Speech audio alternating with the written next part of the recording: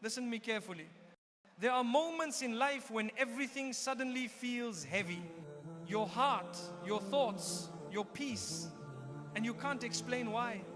Nothing big happened, yet your soul feels darker than usual. But the truth is frightening. It wasn't a major sin that dimmed your heart. It was a small sin, ignored, repeated, and allowed to grow, until it brought a darkness that touched every corner of your life. Stay with me, because what I'm about to tell you might be the reason your heart has been struggling lately, and fixing it could bring back the peace you've been searching for. When darkness enters quietly, my brothers and sisters, darkness never enters a person's heart loudly. It doesn't come with thunder. It doesn't knock on your door. It slips in silently through a moment you thought was harmless. It begins with something so small that you don't even take it seriously. A tiny lie you told to protect your image.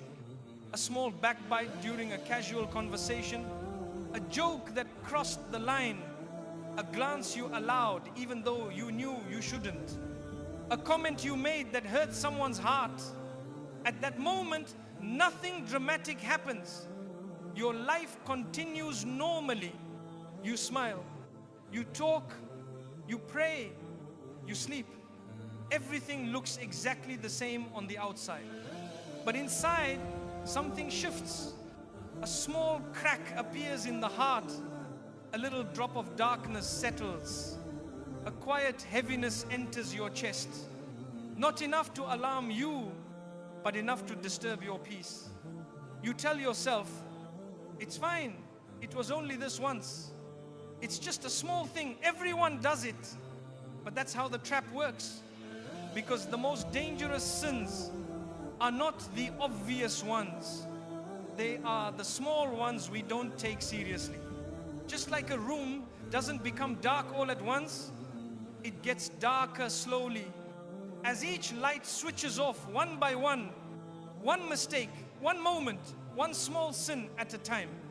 And before a person realizes it, they are standing in a darkness they themselves created without even noticing when it began.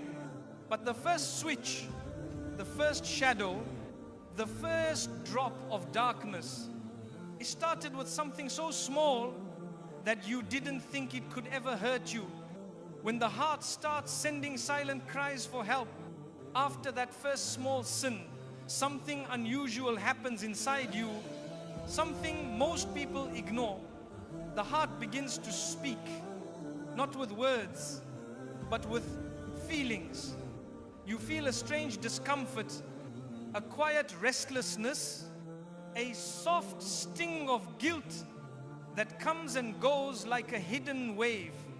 It's your heart crying out, warning you that something is wrong, begging you to stop before the darkness grows. But life distracts you. Conversations pull you away. Your phone steals your attention. The world keeps you busy. And that small innocence inside your heart is drowned under the noise of daily life.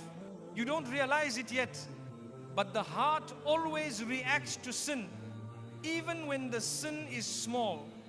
You feel this reaction in subtle ways. You feel irritated for no reason.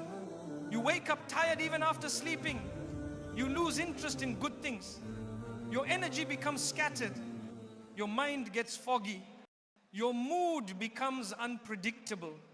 Your peace becomes fragile. These aren't random feelings. These are signals, warnings, messages from the deepest part of your soul. But if you ignore them, if you silence your guilt, if you brush it off and move on, slowly the heart becomes weaker. And the most dangerous part, you begin doing the same small sin again, not because you want to, but because your heart is losing the strength to resist it. That guilty feeling that once made you pause is now fading. The discomfort that once bothered you is now becoming normal. The silence inside your soul is getting louder. but you no longer hear it. And this is how darkness grows, not because of the sin itself, but because the heart that once protested is now becoming numb. A numb heart is the most dangerous state for any believer, because once the heart stops reacting to wrongdoing, the doorway to bigger sins opens without resistance. This is the stage where the small sin begins to take control of your spiritual life. It steals your softness, it steals your purity, it steals your peace. And if a person doesn't wake up now, the darkness will only grow deeper. When a small sin begins to rewrite your entire life, my brothers and sisters, eventually comes a stage far more frightening than guilt, restlessness, or inner discomfort. And that is the stage where the small sin begins to blend into your daily life so smoothly that you stop noticing its presence altogether. You continue your routine, you laugh, you work, you scroll through your phone, you pray, you talk to people, and everything on the outside appears normal, but internally, something fundamental is shifting. The sin that once felt wrong now feels familiar. The action that once made your heart tremble has now become part of your habits, part of your mood, part of your decisions, and eventually part of your character. This is the moment the heart undergoes a transformation without you even realizing that a transformation is happening. You begin to notice subtle changes, not in the sin itself, but in the way you feel about life. You wake up with a heaviness that you cannot explain. You sit in silence and feel disconnected from your own self. You try to speak to your Lord, but your tongue feels tired and your mind keeps wandering. Even the things that used to inspire you, hearing reminders, reading something beneficial, listening to advice, no longer touch you the way they once did. Your heart, which was once soft and sensitive, becomes stiff like dry clay, breaking not from a single blow, but from small cracks that formed slowly over time. This is where the real danger begins. The small sin does not remain a single action. It starts influencing how you treat people, how you respond to challenges, how you view the world, and how you speak. You become quicker to anger, slower to forgive, easily irritated, and strangely distant from the peace you used to enjoy. Your relationship starts suffering not because others have changed, but because the light inside you has dimmed to a level where you cannot see clearly anymore. A person with a darkened heart rarely realizes they are living in darkness. They simply assume the world has become colder. You also begin losing barakah in ways you can't measure, but you can feel. Your money doesn't stretch the way it used to. Your time disappears without meaning. Your plans fail mysteriously. Your motivation dies quietly. Doors that once opened easily now feel sealed shut. And although nothing outwardly catastrophic has happened, your inner world feels like it is collapsing silently under its own weight. This is the power of a small sin. It does not destroy you with a single event. It destroys you by slowly rewriting who you are. It changes your emotional patterns. It alters your spiritual sensitivity. It shifts your priorities. It steals the sweetness of your worship and replaces it with emptiness. It drains your energy, fills your heart with noise, and weakens the connection between you and your Lord until you begin to feel like you are living life on your own, unaided, unsupported, and spiritually starving. And the tragic part is that most people reach this stage without realizing how they got here. They blame stress, they blame people, they blame circumstances, they blame the world, but they never look inward and ask the most important question: what small sin did I allow to grow inside me until it took over my peace? This is why the early signs matter. This is why the warnings matter. This is why the heart's whispering guilt should never be ignored.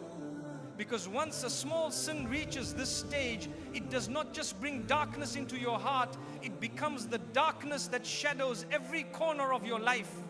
When darkness becomes a silent companion in your life, there comes a point where the small sin that once felt insignificant then became familiar, finally turns into something far more dangerous. It becomes a silent companion that follows you everywhere you go. You may not think about it consciously, but its effect clings to you in every moment, shaping your mood, your reactions, and your internal peace in ways you never imagined.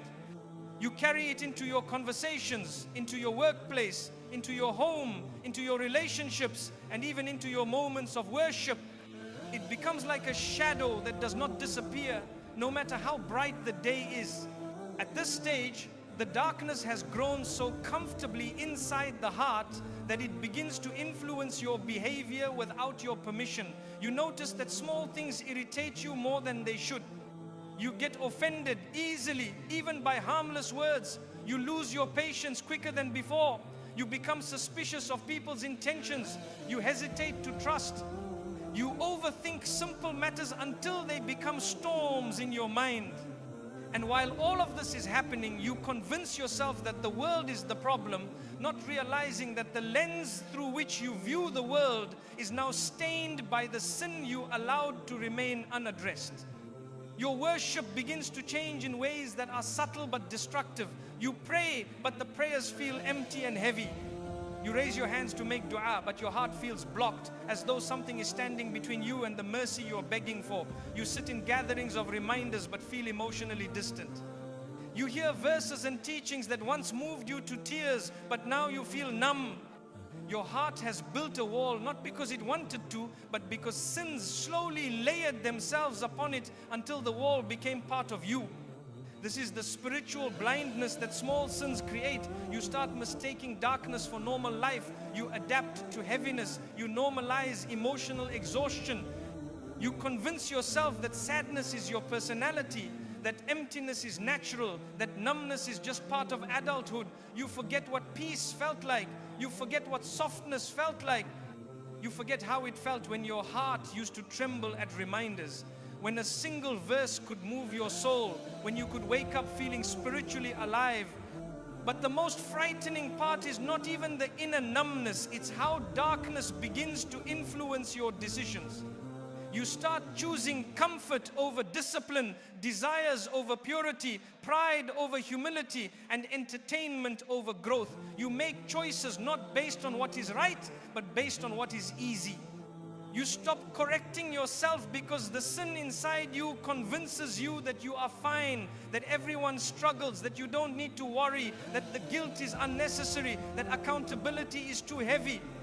Slowly, the relationship between you and your Lord becomes distant, not because your Lord moved away from you, but because the small sin began pushing you back step by step. And with every step you step away from Him, the world feels colder, heavier, and more confusing. Blessings begin slipping away quietly, not through loud loss, but through unseen decline.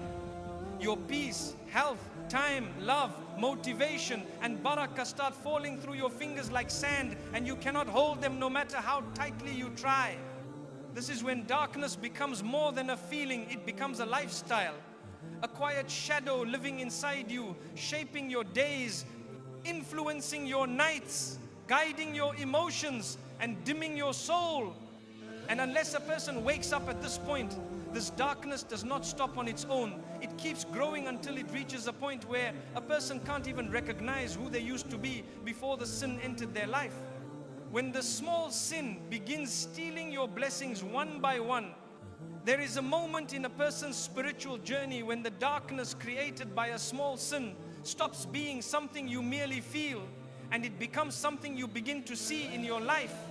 It is no longer just emotional heaviness or spiritual numbness. It begins to manifest as a quiet erosion of the blessings you once enjoyed without even noticing.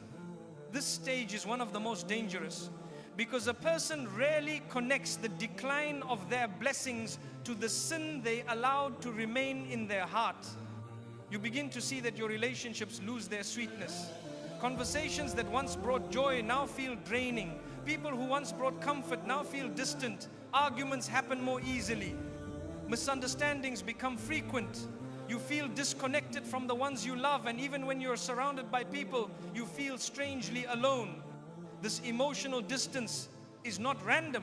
The heart that carries darkness cannot fully connect with others because darkness builds walls instead of bridges.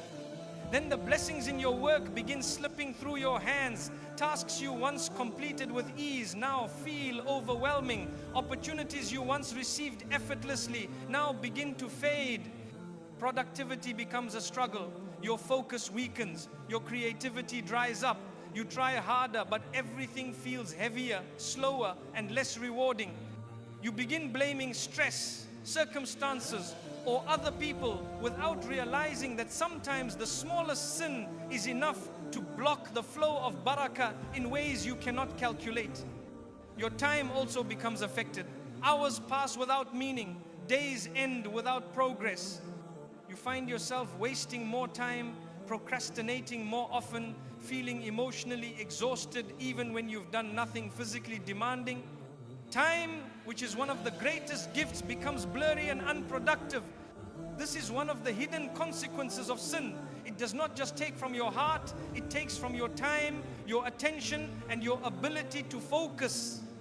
Even your sleep changes. Nights that used to bring rest now bring stress.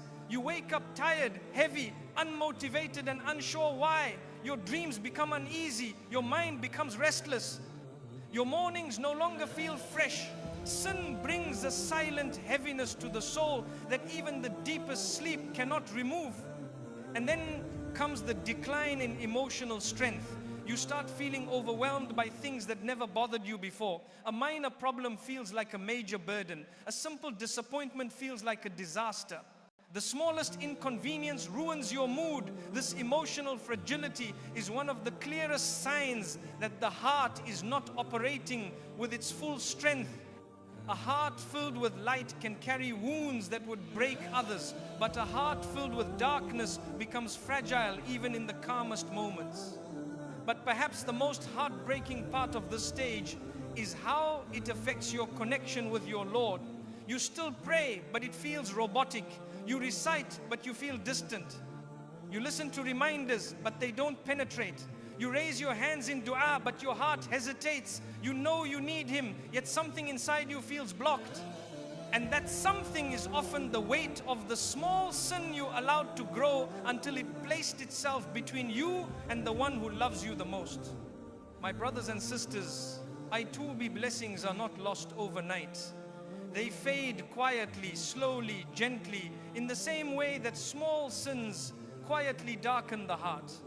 And when a person notices that their peace, their relationships, their motivation, their barakah, and their inner light are slipping away, they must pause and ask themselves the most important question: which small sin did I allow to stay long enough that it began stealing the blessings written for me?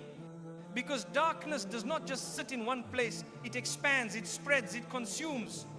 And one small sin, ignored, repeated, and unaddressed, can become powerful enough to dim blessings that were meant to uplift your entire life.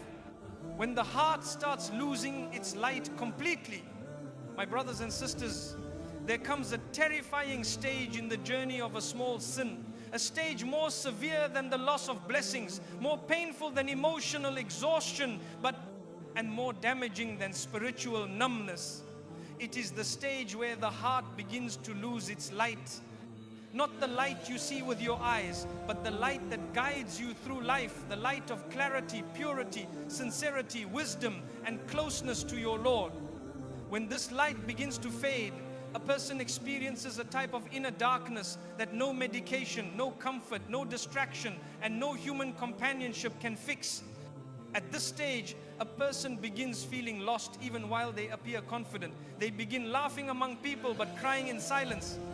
They go about their daily life while carrying an invisible weight on their chest that keeps growing heavier day after day.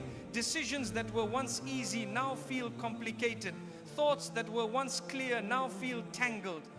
Solutions that once came naturally now feel unreachable. This is what happens when the inner light begins to dim. The world becomes confusing, the future becomes uncertain, and the heart becomes unstable. What makes this stage even more frightening is the way it changes your spiritual instincts. You start delaying good deeds that you used to rush toward. You avoid beneficial reminders because they make you uncomfortable. You distance yourself from people who inspire you because their presence exposes the darkness you carry. You begin seeking comfort in distractions, noise, entertainment, meaningless conversations, and temporary pleasures, all to avoid facing the emptiness inside yourself. Your heart becomes like a room with the curtains drawn, unable to feel the sunlight even while living in daylight. The small sin, once brushed aside as harmless, now becomes the filter through which you see life. It influences your trust in your Lord, your confidence in yourself, your perspective on challenges, and your emotional resilience. You begin expecting the worst. You become afraid of good news. You interpret blessings as temporary and difficulties as permanent. You no longer feel optimistic about your life because the heart that has lost its light cannot see the path of hope clearly. Even relationships feel strained at this stage. You find yourself withdrawn even among loved ones. You stop expressing emotions honestly. You hold back from vulnerability. You fear being misunderstood. You isolate yourself because something inside feels disconnected from the world around you. People sense the change, but they don't know its cause, and sometimes neither do you. And then slowly the person begins drifting from their Lord without realizing they are drifting. The prayers become lighter, shorter, rushed. The du'as become fewer and less sincere. The time spent alone with the Lord becomes rare. The remembrance that once soothed the heart now feels like a distant memory. Even when a person stands to pray, their mind becomes scattered, their heart unfocused, their soul distracted. It is not because they don't want to connect, it is because the darkness blocking the heart has become thick enough to silence the yearning of the soul. This stage is the most dangerous because a person begins to feel normal in darkness. They adjust to heaviness. They become comfortable with distance. They accept emptiness as their new reality. The small sin has now lived long enough inside the heart that it has reshaped the person's spiritual identity and emotional world. Yet the most heartbreaking truth is this: the person does not realize how much light they have lost until something painful happens. A hardship, a heartbreak, a sudden shock, and they find themselves spiritually unprepared, emotionally fragile, and unable to turn to their Lord with the strength they once had. Because sin doesn't just block light, it weakens the heart at the very moment it needs strength the most. My brothers and sisters, when the heart loses its light, life does not simply become difficult, it becomes directionless. And this directionless state is the consequence of a sin that once felt too small to matter. When the heart begins to reject the light that tries to save it, the most terrifying stage in the life of a small sin is not when the heart begins to lose its light, but when the heart begins to reject the very light that is trying to reach it. This is a stage few people recognize, because from the outside, everything still looks normal. A person still prays, still speaks kindly, still lives their routine, still smiles at others, still fulfills responsibilities. But inside, something far more dangerous is unfolding. The heart no longer responds to guidance, no longer softens at reminders, no longer trembles at truth, no longer feels moved by what once gave it life. At this stage, reminders that once shook your soul now feel repetitive. Advice that once felt precious now feels heavy. Acts of worship that once filled your heart with sweetness now feel like tasks on a checklist. You begin to avoid the very things that once brought you closer to your Lord, not because you no longer believe, but because the darkness inside you has grown so deep that it begins to resist anything that threatens its presence. You start feeling uncomfortable around righteous company because their purity exposes the shadows you're carrying. You find yourself scrolling past beneficial content because some part of you doesn't want to confront the truth you already know. You feel a subtle irritation when someone advises you, even gently, even lovingly.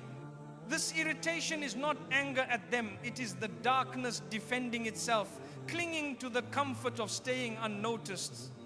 This is where the heart experiences a tragic shift. Sin begins to feel easier than obedience. Distractions feel more appealing than reflection. Entertainment feels more comforting than dua. And temporary pleasures feel more rewarding than long-term spiritual growth. You begin to chase the things that numb your emptiness instead of the things that heal it.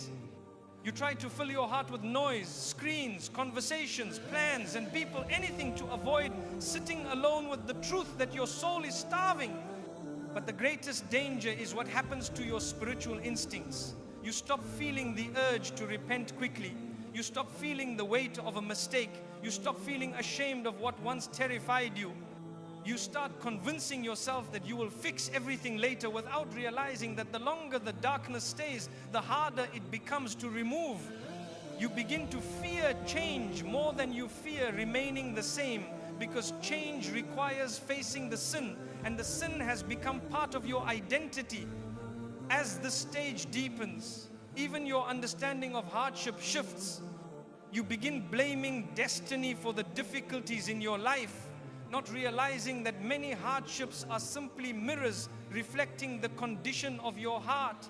You begin assuming that life is unfair or that nothing works for you, when in reality, the darkness inside you has been blocking blessings meant to reach you. When a person refuses the light, the world around them feels darker, but the darkness is actually coming from within. My brothers and sisters, this is the moment where many people lose themselves without noticing. They still believe but without passion. They still pray but without presence. They still speak the truth but without feeling its depth. They still live but without truly being alive. This is the quiet spiritual death that small sins cause, not a sudden collapse, but a slow fading of everything that once made the heart beautiful. And yet, beneath this heavy darkness, there remains one final truth, a truth that even the deepest shadows cannot erase. The heart never fully dies as long as you still feel the heaviness of living far from your Lord. That heaviness is not a punishment, it is a mercy. It is your soul begging you to return. When the soul finally breaks and realizes the darkness came from within, my brothers and sisters, every journey of darkness eventually reaches a moment where the soul can no longer pretend, where the heart can no longer hide behind excuses, and where the mind can no longer blame the world for what it is feeling.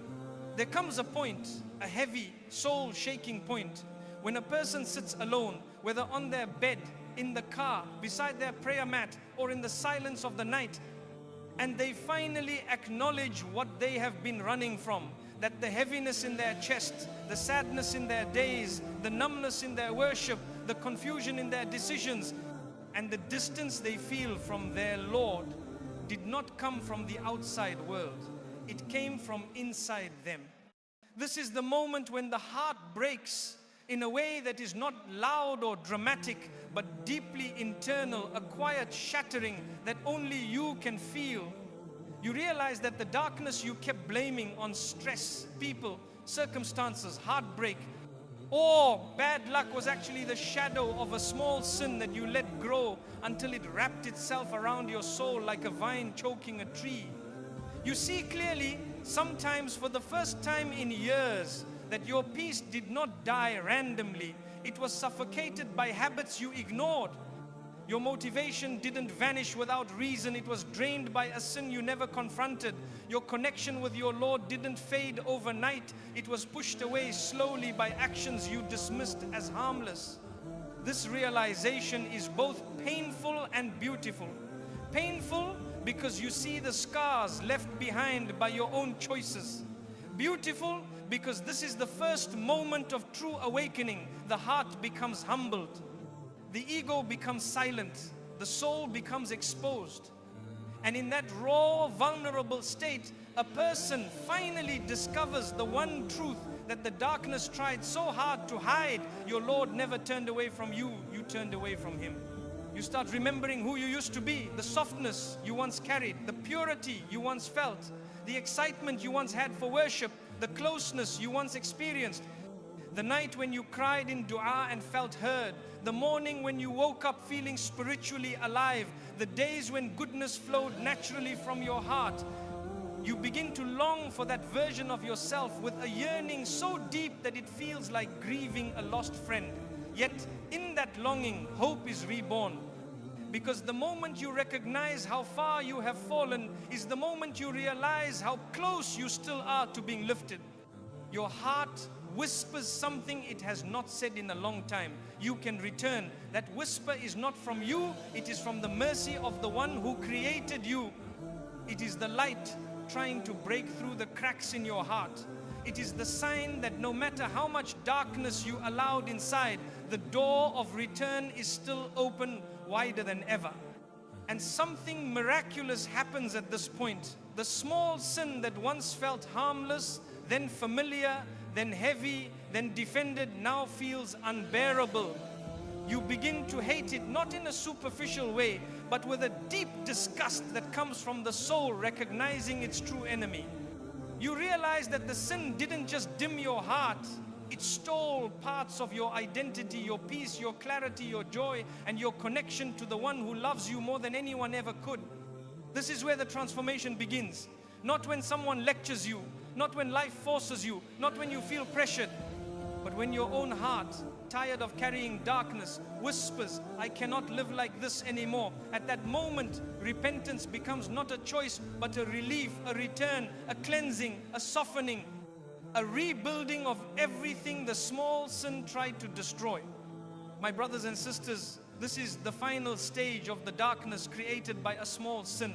The stage where the soul, after being buried beneath shadows, finally awakens with a profound realization that the only path forward, the only path to healing, the only path to peace, the only path to clarity is to repent sincerely and return to the one who has been waiting for you all along.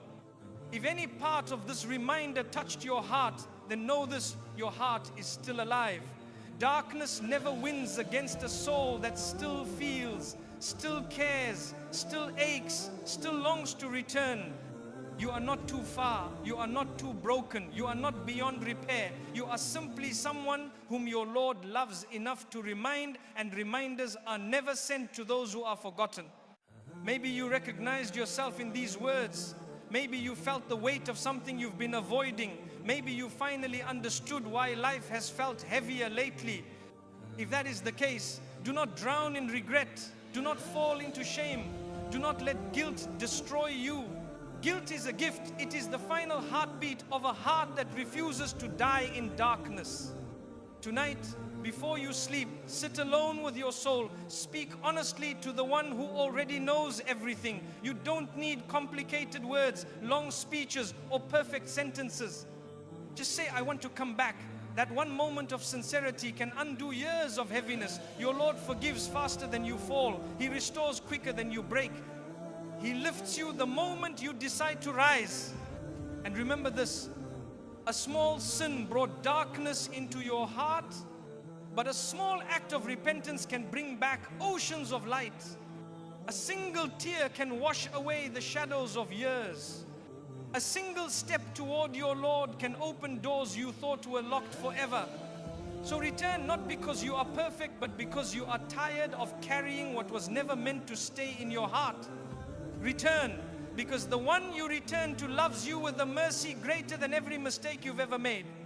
Return because light is waiting for you, peace is waiting for you, hope is waiting for you, and your Lord has been waiting for you all along. And if this reminder softened your heart today, share it with someone else whose heart might also be struggling quietly. You never know whose life might change because you shared the light.